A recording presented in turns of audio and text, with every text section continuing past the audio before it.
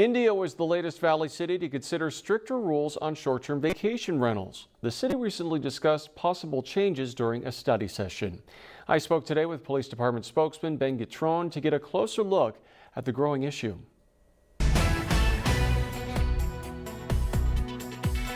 Ben, I'd like to go in depth with you about the issue of short-term vacation rentals in Indio. I know there was a recent study session conducted, and your department is asking for the rules to be reevaluated, correct? It's time to kind of reevaluate what we have in the city ordinance regarding short-term rentals, is because things have changed. A lot of changes have occurred since the very beginning from 2012, 2013. And they're no longer like with our violations with non-permitted locations, how that kind of trickles down to make sure they comply. And then the other one is also obviously when we have issues with parking related to it, or if we have issues dealing with parties or loud gatherings where they might, they're very festive and stuff. And it's not always just the festivals, because we've also learned through the pandemic, we've had just a lot of people, because the quality of life out here is beautiful. It's open spread, the homes are great. With everybody knowing how to do things with getting everything delivered, you can get everything delivered and have a beautiful, nice weekend. But if they're not complying with their rules, it becomes a challenge. And it becomes a challenge because we don't have the tools. And it's not always a fine. Most people tend to comply through education, but if they see what the consequences or maybe the process, because even the process is sometimes challenging, it's just going to be better for all of us. We know one thing, we don't foresee them going anywhere. We just want to be able to educate and gain compliance rather than our goal being defined. That's always the best thing to do, is just comply. So what are some of the issues that you've seen with short-term vacation rentals, and how bad has it gotten?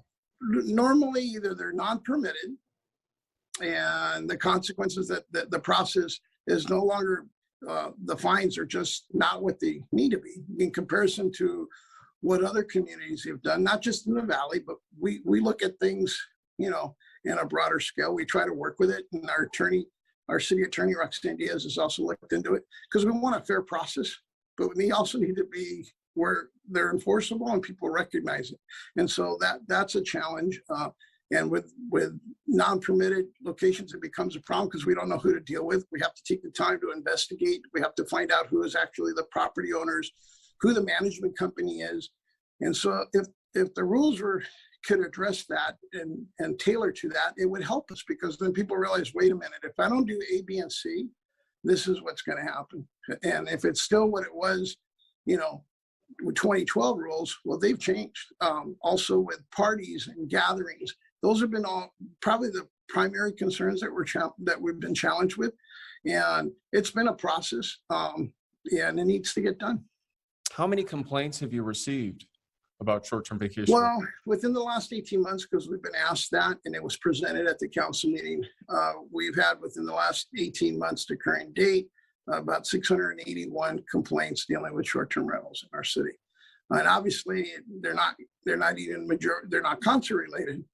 They're pandemic, people coming out here for the better quality of life. What would you say to critics, Ben, who think that this would go too far?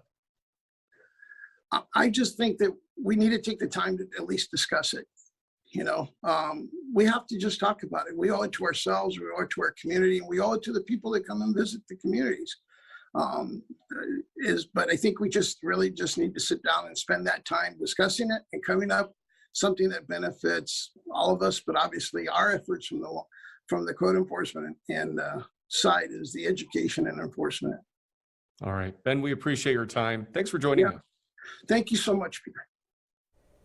And let us know your thoughts. Are you in favor of stricter short-term rental rules in your area? You can take our latest poll on our website, kesq.com.